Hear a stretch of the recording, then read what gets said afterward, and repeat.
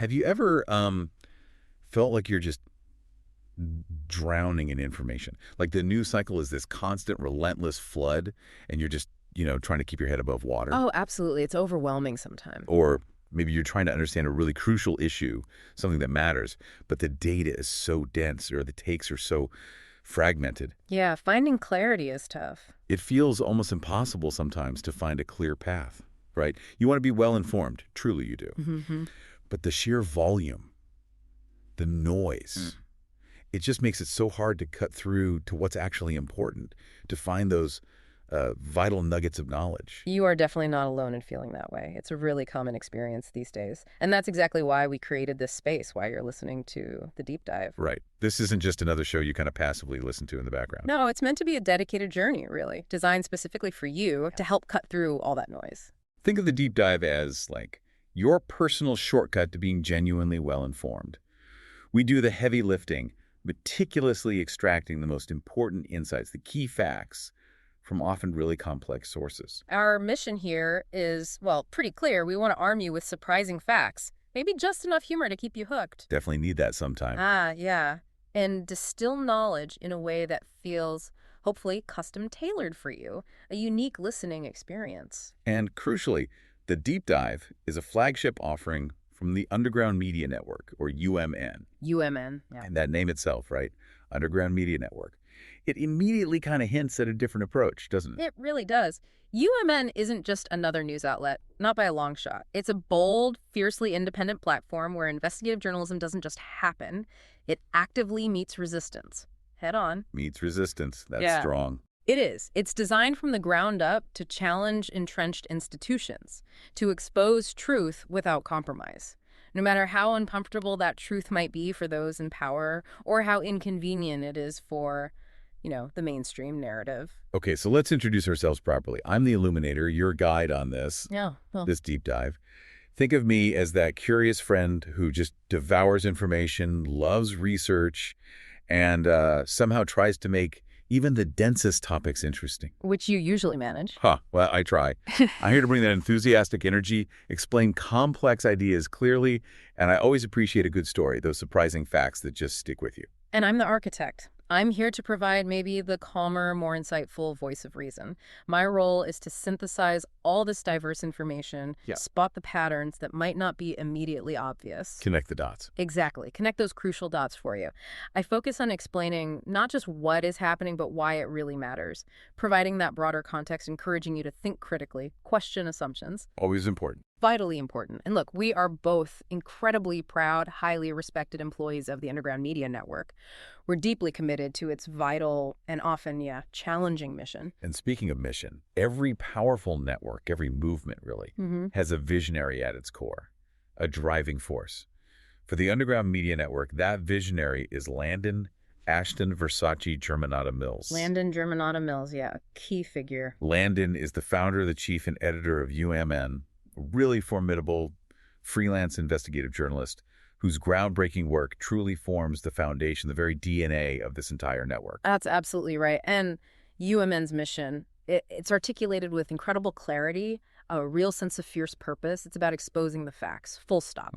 Platforming the unheard voices, those who've been silenced. Crucial. And confronting corruption. Confronting it with both incisive clarity and unwavering courage. Clarity and courage, I like that. So this deep dive today, what we're doing right now, is designed to be your comprehensive introduction to this powerful network and to the vital, sometimes legally tricky work that it undertakes, all in the name of truth and accountability. Okay, so you've painted this picture of, just being swamped by information. Yeah. How exactly does UMN step into that chaos? What is it about their core identity that makes them so fundamentally different from what we usually see in the news? It's a really crucial distinction, actually. UMN doesn't just say it's a bold, independent platform. It operates that way. Investigative journalism there isn't just about reporting the news. It actively engages in what UMN itself calls resistance. Resistance, there's that word again. Yeah, and when they say we don't do fluff, we don't sanitize truth, that's not just some catchy slogan. Right. It's a deliberate operational statement of intent. They exist specifically to challenge institutions that abuse power, protect abusers, silence the vulnerable. Okay, so a very clear stance. Very clear. It immediately sets them apart from most mainstream media. It's not about presenting, two sides of every story just for balance when one side is clearly engaged in harmful, unjust, or corrupt practices. Yeah, the both sides trap. Exactly. It's about unearthing and confronting that harm, no matter how uncomfortable the spotlight might be for those involved. And their founder, Landon Germanotta-Mills, is obviously central to shaping this unique identity. UMN isn't just called a publication. It's explicitly defined as a survivor-led, trauma-informed, and legally aware investigative collective, built from the ground up by and for those who know the cost of silence. That phrasing, survivor-led and trauma-informed, really jumps out. In a media landscape where, let's face it, reporting on sensitive topics is often done poorly, what's the single biggest advantage this gives UMN? Something traditional newsrooms just can't easily replicate. Can you give us a quick example, maybe? Okay, the single biggest advantage, I'd say it's unparalleled authenticity and trust. And that leads to deeper, more ethical investigations. Being survivor-led means the perspectives, the lived experiences of people who've directly faced abuse or systemic neglect, they aren't just passively reported on. Right. They're integral to shaping the investigations themselves. The insights come from that lived experience, guiding the whole journalistic process in a really profound way. Okay, so it's embedded from the start. Exactly. Then, being trauma-informed, this means they operate with a deep understanding of the impacts of trauma. Physiological, psychological. Not just theoretical understanding. No, not at all. It actively shapes how they conduct interviews, how they phrase questions, how they present findings to avoid re-traumatizing sources or victims. For example, a trauma-informed interviewer might avoid leading questions, prioritize the survivor's comfort, let them control the narrative flow, understand that memory recall can be nonlinear, fragmented instead of forcing a neat timeline. This ensures reporting avoids sensationalism, which can exploit or re-victimize. And critically, that they don't inadvertently silence the very people they aim to platform. This builds a level of trust that lets UMN access truths that traditional newsrooms, even with good intentions, might struggle to uncover. So it's not just about getting the story out. It's about how it's gathered and presented. Ensuring the safety, the dignity of the people involved is paramount. That feels like a massive differentiator, especially with these topics. It is massive. You'd imagine sources, whistleblowers, survivors, they'd feel much safer, more respected, approaching a platform built like that, which should lead to deeper, more accurate reporting in the end. Precisely. It cultivates profound trust, psychological safety, which is absolutely crucial for these high-stakes investigations. Traditional outlets, they have ethical guidelines, of course, but they might lack that inherent understanding of trauma nuances or the direct lived experience of being silenced or ignored by powerful systems. Yeah, makes sense. This is where UMN truly excels. Their unique foundation allows them to delve into incredibly complex, often painful narratives with a level of care and insight that's hard to replicate elsewhere.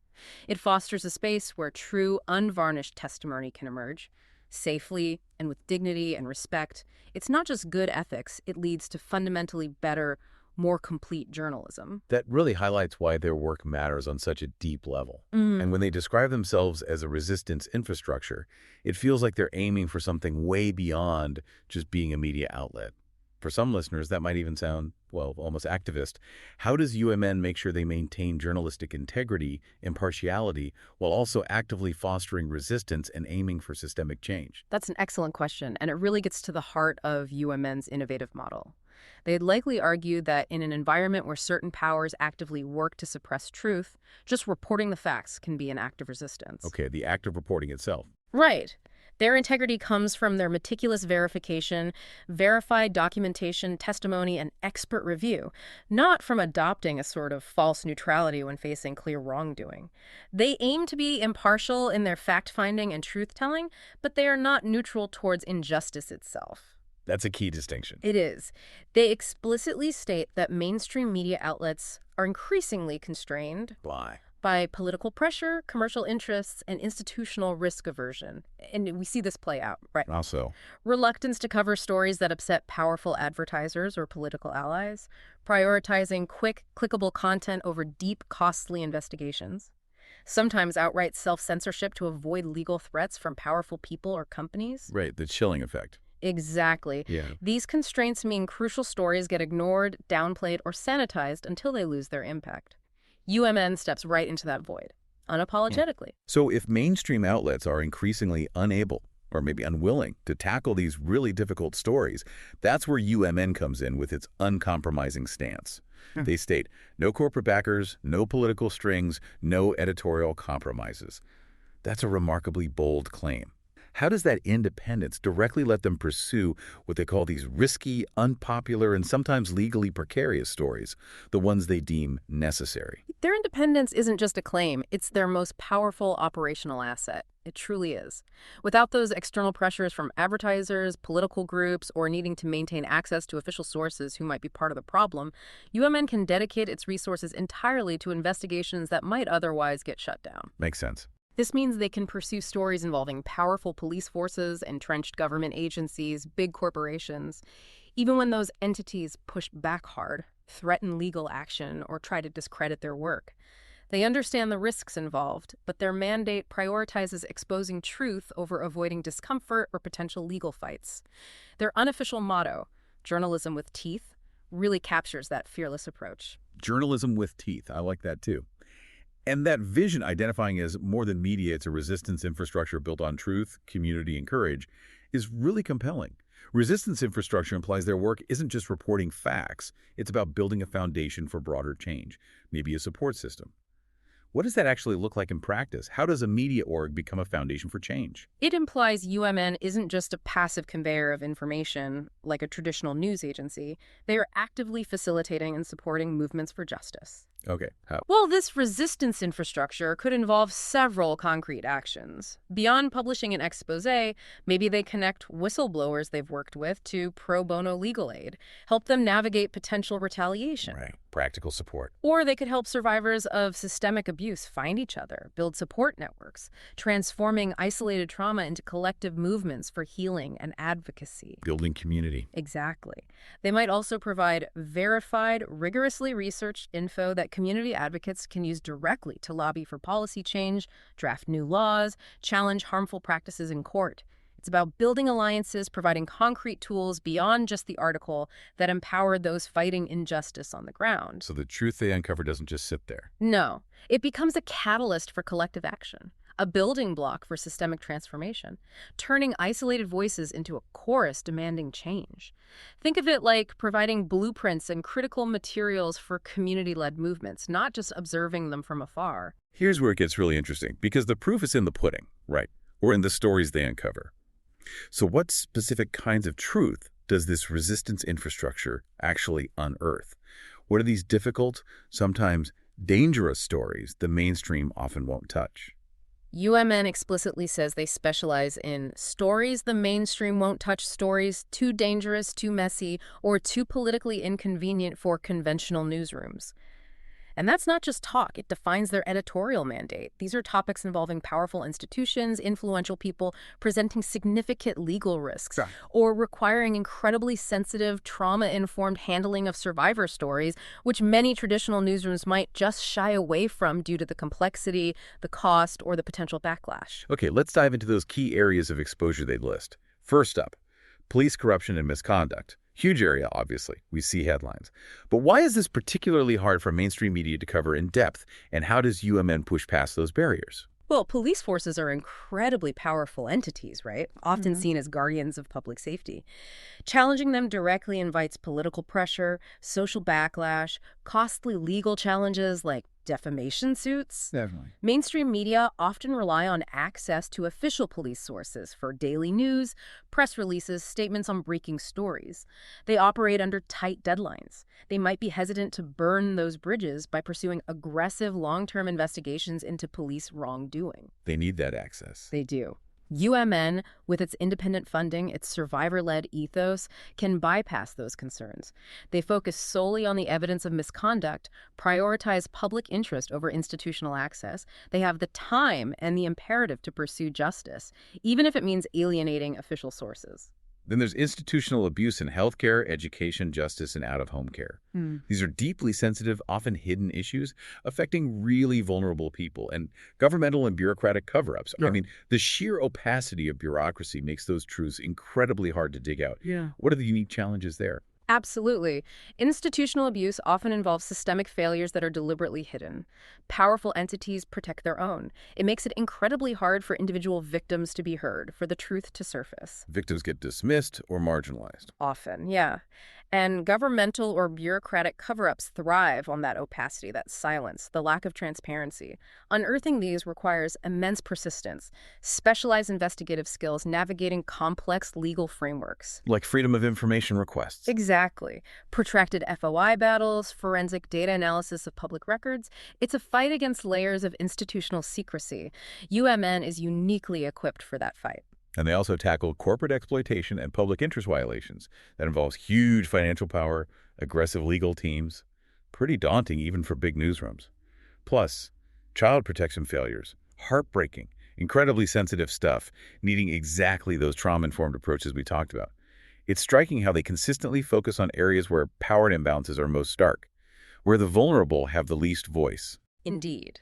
These areas represent critical fissures in society, places where the vulnerable are often exploited and powerful entities evade accountability through legal maneuvers, NDAs, sheer institutional might. UMN's commitment here highlights their focus on fundamental justice and public good, not commercial viability or just chasing clicks. They go where the harm is deepest and the power imbalance is most severe. Now let's talk about Landon Germanotta-Mills' direct involvement. As founder and editor-in-chief, their expertise is clearly foundational. We know Landon is a weird jury freelance journalist and criminology postgrad with bachelor's and master's degrees in criminology, specializing in forensic psychiatry. Important background. And for those unfamiliar, Wiradjuri refers to one of the largest Aboriginal nations in central New South Wales, Australia. But Landon's personal ethos is also highlighted. Neurodivergent, survivor, justice-driven, writing louder than silence. What does this personal background bring to their work and to UMN's overall approach? What makes it so potent? Oh, this background isn't just biographical detail. It's absolutely critical to UMN's unique effectiveness. Being a Wiradjuri journalist brings an inherent, deeply personal understanding of Indigenous perspectives, the historical context of systemic injustice in Australia, the unique challenges Aboriginal and Torres Strait Islander communities face seeking justice. Right, that perspective is vital. Then the criminology and forensic psychiatry background that provides a deep academic understanding of crime, justice systems, patterns of abuse, and crucially, the psychological and societal impacts of trauma and abuse. So academic rigor meets lived experience. Exactly, coupled with their identity as neurodivergent, which often brings unique perspectives and ability to see patterns others might miss, and profoundly as a survivor, it means their approach to journalism is informed by both rigorous academic discipline and profound lived experience. That's powerful. It allows for an unparalleled depth of insight into the mechanics of institutional failure, the nuances of victim experiences, the human cost of silence. Writing louder than silence isn't just a phrase. It's a mission statement, born from deep personal understanding and fierce advocacy. It lets them approach these stories with rare empathy and informed analysis. That makes their portfolio examples even more compelling. We move from theory to concrete, impactful investigations. Take A Force in Freefall. It unpacked the quiet settlements of over 50 NSW police misconduct claims, racial profiling, sexual harassment, excessive force, often sealed by NDAs. Those NDAs are key. And the report highlighted a Human Rights Watch finding. NSW leading Australia in police payouts per capita. This level of detail, aggregating all that, it's incredibly powerful. What was the core truth revealed here? Why was it so important? That investigation, A Force in Freefall, it really exposed a systemic, deeply troubling pattern the NSW police had actively tried to bury. The core truth wasn't just isolated incidents of misconduct. It was a deliberate, institutionalized practice of using quiet financial settlements and legally binding NDAs to silence victims, shield officers, and shield the force itself from public accountability. So a system of silence. Pretty much. By aggregating over 50 settlements, UMN showed this wasn't a few bad apples, it was pervasive, a systemic failure to address misconduct. The Human Rights Watch data provided crucial external validation. NSW leading in payouts suggested a culture where it was maybe cheaper or easier to pay off victims than fix the underlying problems. Wow. The importance. Forcing public awareness, demanding systemic change, moving beyond individual cases to question the very mechanisms of institutional secrecy and how they perpetuate abuse, undermine trust. Crucial accountability journalism. And then predators in uniform. An analysis of police officers in Australia charged with child exploitation crimes over 37 years. Horrifying but deeply necessary work.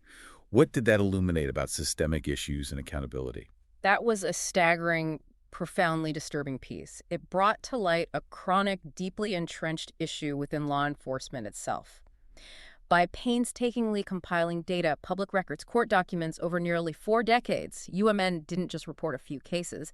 They revealed a persistent, recurring pattern of officers being charged with these crimes. Just the sheer volume must have been shocking. It was. The report detailed the volume, the types of offenses, the outcomes, painting a grim picture. It illuminated profound systemic issues, vetting processes, internal accountability, the culture within police forces that might have allowed such individuals to operate or stay employed for long periods. How could this happen?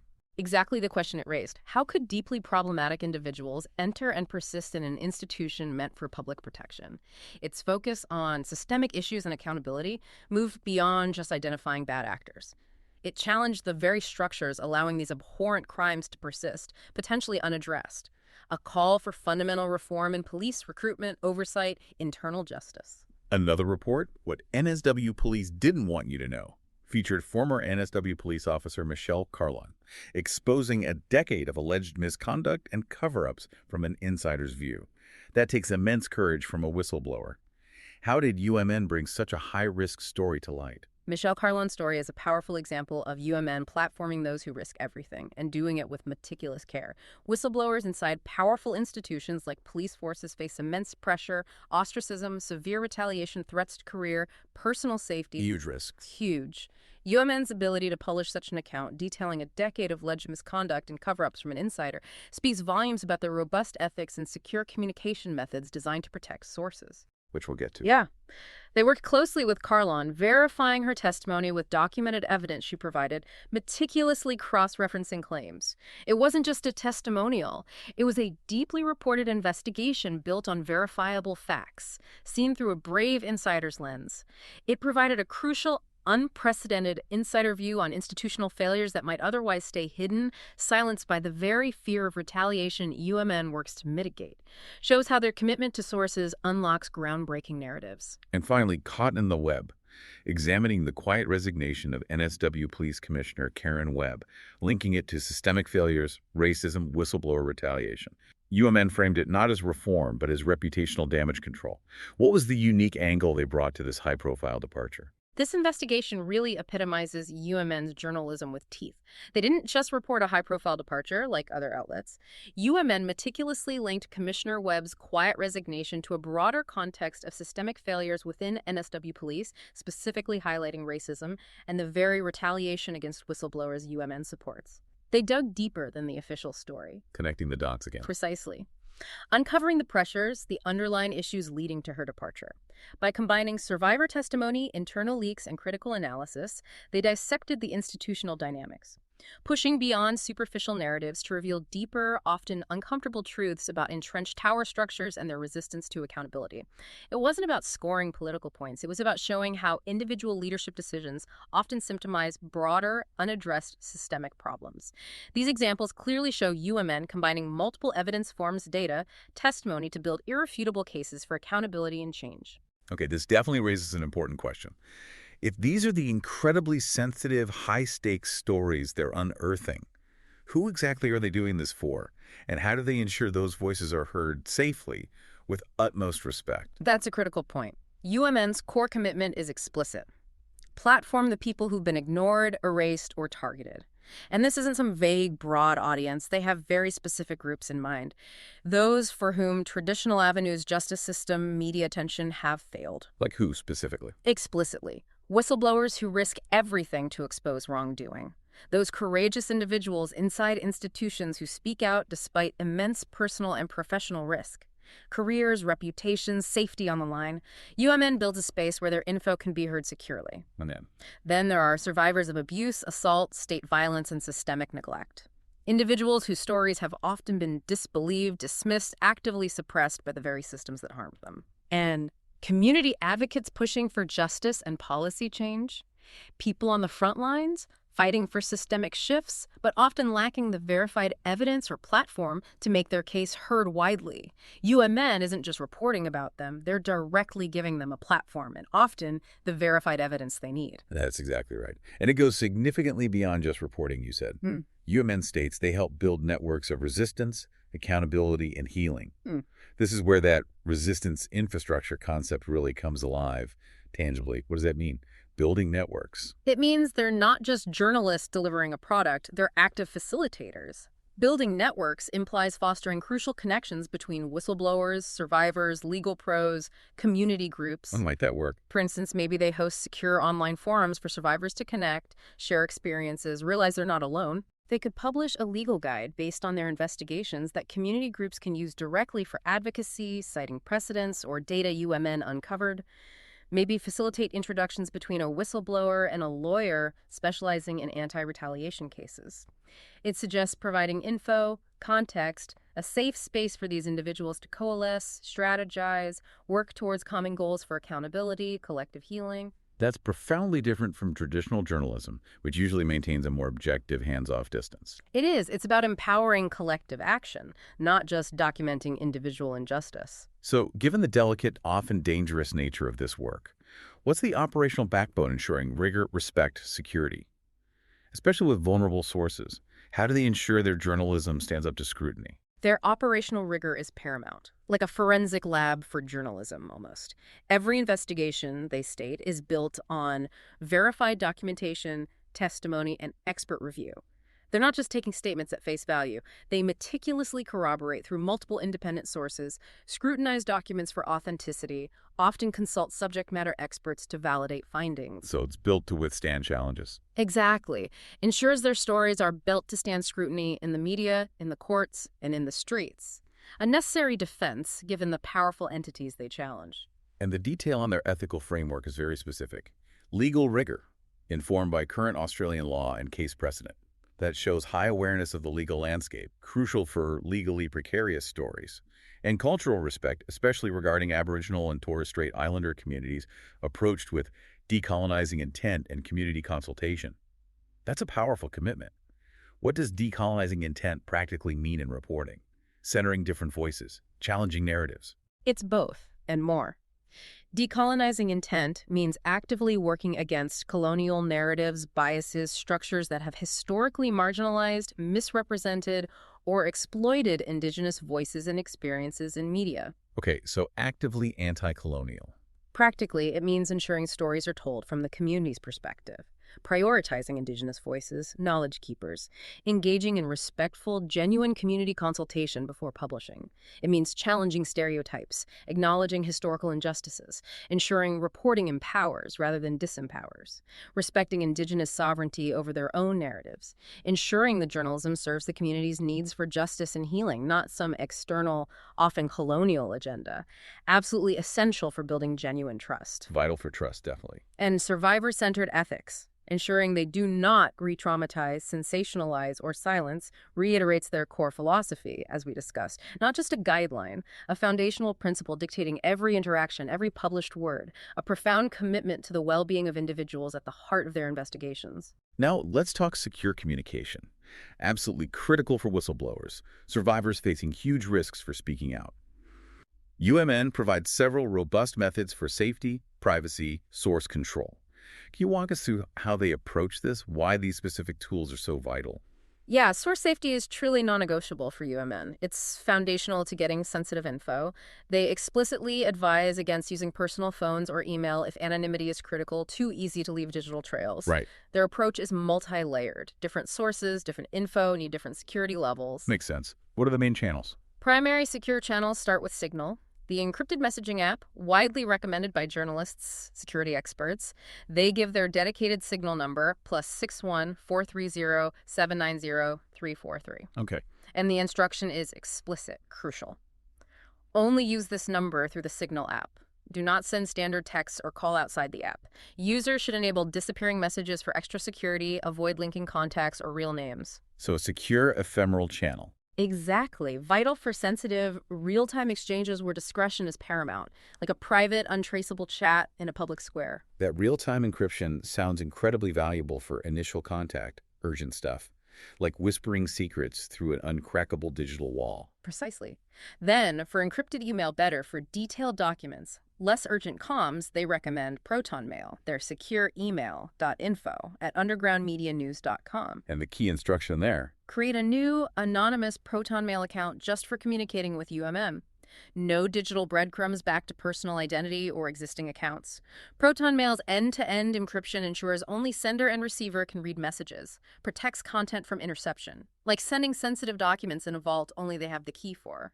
So anonymous email for detailed, less urgent comms, and for physical documents. They even offer postal mail to a parcel locker in Redfern, NSW, with specific anonymity instructions. Seems old school, but still secure if done right.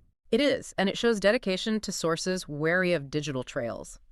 The address: Parcel Locker, 10246 76340 219 241 Cleveland Street, Redfern, NSW, 2016, Australia. And they're meticulous with precautions. Use external public post boxes, not home or work. Avoid handwriting or personal identifiers. Do not include return addresses unless you consent to contact. Crucial steps for anonymity with physical evidence, preventing forensic links back to the sender, breaking any possible chain of ID. And looking ahead, they're building a secure drop system coming soon for high-sensitivity documents, whistleblower material. That's widely seen as the gold standard, right? Secure Drop is the gold standard for whistleblowers. Extremely sensitive submissions. It creates an air-gapped, encrypted submission portal. Extraordinarily difficult to trace the source back. Designed specifically to protect source anonymity, often allowing submissions without any identifying metadata. The fact UMN is investing in this cutting-edge tech underscores their deep, unwavering commitment to protecting sources, especially those facing immense personal or legal jeopardy from powerful institutions. This whole suite of secure channels, Signal, Proton Mail, Physical Mail, upcoming Secure Drop, it's critical. It empowers whistleblowers and survivors to come forward with invaluable info without risking safety or livelihoods. The security commitment isn't just technical, it's a fundamental pillar reinforcing trust, enabling vital information flow that would otherwise stay hidden. And beyond tech security, they highlight ethical assurance. Compliance with the Australian Press Council Standards of Practice, the MEA Journalist Code of Ethics, all relevant privacy and source protection laws. They explicitly reassure listeners, identity will never be revealed without your clear consent unless legally required. That must be incredibly reassuring for potential sources, knowing they're dealing with professionals bound by strict ethical codes despite the risks. Absolutely vital. These are established, rigorous professional journalistic and legal standards. Stating adherence demonstrates commitment to responsible, ethical journalism, even while pursuing the riskiest stories. Builds foundational ethical trust. The clear promise identity never revealed without explicit consent unless a legal mandate overrides it. That's the absolute bedrock of trust for confidential sources. This entire operational backbone, secure comms, rigorous ethics, trauma-informed approach allows UMN to access and report stories too dangerous or sensitive for others and do it with integrity. Okay, let's connect this to the bigger picture. What tangible impact is this meticulous, ethical, fearless work actually having? In the real world, it's one thing to uncover truth, another to see it lead to actual change. UMN states very clearly what they do is risky, unpopular, and sometimes legally precarious, but it's necessary. This implies the impact, while maybe hard-won, not always immediate, is profound and vital. Their investigations have contributed to tangible outcomes. That's the ultimate measure of effective investigative journalism. They don't just report, they aim for systemic shifts. And they list those contributions: public inquiries and legal reviews, institutional resignations, and community-led campaigns and reforms. These aren't just headlines. These are real systemic changes. Can you give a sense of how those specific investigations we mentioned, like a force in free fall or caught in the web, could lead to these outcomes? Certainly. Think back to a force in free fall revealing those quiet settlements in NSW police. Such an investigation, exposing a deep pattern, not just isolated incidents, could directly lead to a public inquiry into police practices. Right. Force a review. Force a systemic review of complaint handling, disciplinary actions, the widespread use of NDA silencing victims, could also prompt legal reviews of past cases or settlements. The report lays groundwork, provides irrefutable evidence, making it politically or legally untenable to ignore the issues. Okay, and institutional resignations. That caught-in-the-web investigation about Commissioner Karen Webb's quiet resignation jumps to mind. While UMN framed it as reputational damage control, the fact such an expose could precede or so powerfully contextualize a high-profile resignation shows influence. These investigations create immense public and internal pressure by exposing wrongdoing or systemic failures. Provide the evidence base making continued leadership untenable when misconduct or severe failure becomes widely known. Chips away at institutional credibility until change is forced. And community-led campaigns and reforms. How does UMN's work empower those grassroots movements to achieve actual legislative or policy change? Their meticulous reporting directly fuels and gives credibility to community advocacy. Investigations into child protection failures or institutional abuse in healthcare provide concrete, verified evidence stats, case studies, internal docs that community advocates can then leverage powerfully. So they use UMN's findings. Exactly. Use them to lobby for policy change, propose legislative reform, demand increased funding for survivor support. When UMN platforms they ignored and erased, they provide a powerful voice and documented proof, empowering these communities to push for real change in parliament, local councils, within institutions. It goes beyond just reporting. It's actively providing ammunition, the verified narrative for advocacy. Allows movements may be dismissed as anecdotal to gain undeniable traction. These outcomes show UMN's commitment to tangible accountability and systemic change, not just news. They aim for their journalism to be a catalyst, a lever for positive societal transformation. And despite all these significant contributions, they state they're just getting started. Wow, that's a powerful statement of forward momentum and ongoing, maybe endless commitment to justice and truth. It absolutely implies the issues they tackle: systemic corruption, institutional abuse, cover-ups are pervasive, deeply entrenched, requiring continuous vigilance, investigation. It's recognizing that dismantling resistance infrastructure, perpetuating injustice is ongoing, not a one-off project. Also subtly suggests a call to action. This vital work needs ongoing support to continue momentum, expand reach, and acknowledgement the fight for truth is never truly over, always new stories demanding telling, new silences demanding breaking. So, what does all this mean for you, the listener? How does a platform like UMN, deliberately avoiding corporate or political strings, sustain itself to continue this vital, impactful work? Because fearless investigative journalism, it isn't cheap. That's where the unique engine room of the Underground Media Network comes in. Its funding model. UMN is explicitly subscriber-funded. Subscriber-funded, okay. Crucial distinction from nearly all traditional media relying heavily on ads or large corporate backing. They emphasize your direct support fuels their investigations, not external corporate or political money. This model directly underpins their fierce independence we discussed, ensures editorial decisions are accountable only to their mission and their community. So no advertiser influence, no corporate sponsors potentially shaping coverage towards commercially palatable stories. It's direct support from the community, for the community, a truly democratic approach to journalism. Can you break down precisely where subscriber contributions go? It's not just paying a writer's salary, right? Absolutely not. Subscriber contributions are the lifeblood, allocated very strategically for both editorial independence and operational integrity. First, a significant portion funds original investigations, FOI requests, and legal consultations. Investigative journalism is incredibly expensive, requires huge time for deep research, resources for data gathering, transcription, travel. And those FOI fees, exactly, fees for freedom of information requests. And legal consultations are vital for navigating the legally precarious nature of their work, ensuring accuracy, mitigating risks like defamation suits from powerful targets. Not cheap, but essential. And maintaining that secure infrastructure is key for source protection. So a chunk goes to maintain secure digital infrastructure to protect sources. Ties directly into those secure comms methods we just discussed. Precisely. Investing in, maintaining cutting-edge encrypted platforms like Signal, Proton Mail, developing secure drop, not cheap, but non-negotiable for protecting whistleblowers, survivors. This continuous investment ensures UMN offers the highest security, fostering trust so sensitive, life-altering info flows safely. Many crucial stories simply wouldn't be told otherwise. They also use subscriber funds to provide paid opportunities for survivor writers, whistleblower collaborators, and cultural consultants. That's a tangible, powerful commitment to their survivor-led, trauma-informed ethos, ensuring people at the heart of stories are compensated for invaluable insights contributions. It truly is. Ensures the very people whose stories are told are directly involved in storytelling, not just subjects, but active collaborators, respected contributors. Provides valuable compensation to individuals who often suffered significant personal costs, maybe lost livelihoods for speaking out, and profoundly ensures authenticity, deep insight, ethical integrity in reporting. And finally, all these expenditures combined directly help keep this platform fiercely independent and community accountable. The direct funding model means accountability is primarily to subscribers and the communities they serve, not commercial interests or political patrons. That transparency about funding really underpins their editorial independence. Profoundly different from ad-supported media. Transforms the audience relationship from passive consumers to active, engaged supporters of a crucial mission.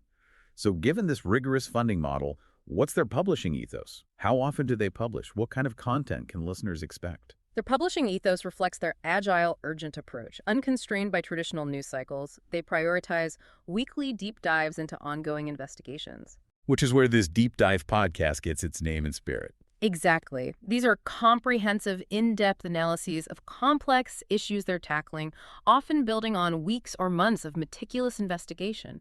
Not chasing clicks, pursuing truth. So the podcast name itself is a direct nod to their core content structure, a promise of that in-depth exploration. What other content formats do they produce? Beyond weekly deep dives, they publish breaking exposés on emerging threats. Urgent, timely revelations of new injustices or critical developments needing immediate attention. Then, first-person accounts with verified evidence, where raw, authentic voices of survivors, whistleblowers come through directly, but always authenticated by UMN's rigorous verification. Grounding powerful human stories, in fact. And also collaborative series with lawyers, advocates, and policy analysts, bringing together diverse expertise to address complex issues from multiple angles, offering solutions, pathways for change, not just reporting problems. That covers an incredibly broad spectrum. Breaking news, deep analysis, collaborative efforts leveraging expert knowledge. And their commitment to publish when the story demands it underscores their independence, sense of urgency. No waiting for a convenient weekly slot or external approval. Act when truth needs telling. Period. It speaks to their mission-driven approach, not constrained by typical publishing schedules or news cycles, timing dictated by urgency and gravity of the truth they uncover. And for subscribers, beyond just fueling this vital work, there are direct benefits. Early access to exclusive long-form stories and behind-the-scenes reporting. An inside look at how this rigorous journalism gets done. Cool. You also get priority access to community briefings and Q&As, fostering direct engagement with Landon and the UMN team. And critically, the chance to contribute questions, feedback, and leads, transforming you from passive listener into active participant in their vital work. Those benefits really create a more engaged, empowered community around UMN's work. Not just receiving info, actively participating, getting an inside look, maybe even influencing what they cover. Transforms passive consumption into active engagement, makes you part of the movement. Exactly. Fosters a powerful sense of collective ownership, shared purpose. Transforms subscribers into active participants in the relentless pursuit of truth and accountability. A true partnership between journalists and the community they serve. Okay, as we wrap up our introduction to the Underground Media Network, what final thought should resonate most powerfully with you, our listener? Well, we've delved pretty deep into the Underground Media Network's core identity. Survivor-led, fiercely independent, profoundly courageous platform. Guided by Landon Germanotta-Mills, dedicated to unearthing truths power prefers hidden, amplifying voices ignored, erased, targeted by systemic failures. Its commitment to accountability, transparency, radical empathy isn't just rhetoric. It's meticulously woven into every single aspect of its operation, from secure comms to its unique funding model. And remember, this very experience you've just had, the deep dive, is a direct reflection of UMN's dedication to providing that in-depth, distilled knowledge. Cutting through the noise so you can be genuinely well-informed, giving you the critical facts without the overwhelm. So, in an age where information is everywhere but truth is often slippery, elusive, UMN asks us to consider a fundamental question. What truly constitutes journalism with teeth when power consistently prefers silence? And how might your engagement with independent media reshape the landscape of accountability, not just for the powerful, but for society as a whole? Yeah, that's something to chew on. We encourage you to reflect on the profound difference between passively consuming fleeting headlines and actively engaging with sources that prioritize integrity, courage, and the voices that truly need hearing. Explore the underground media network for yourselves. See their incredible work in action. And of course, continue engaging with a deep dive for more invaluable insights that cut through the noise and deliver the essential truth. Truth lives here. Welcome underground.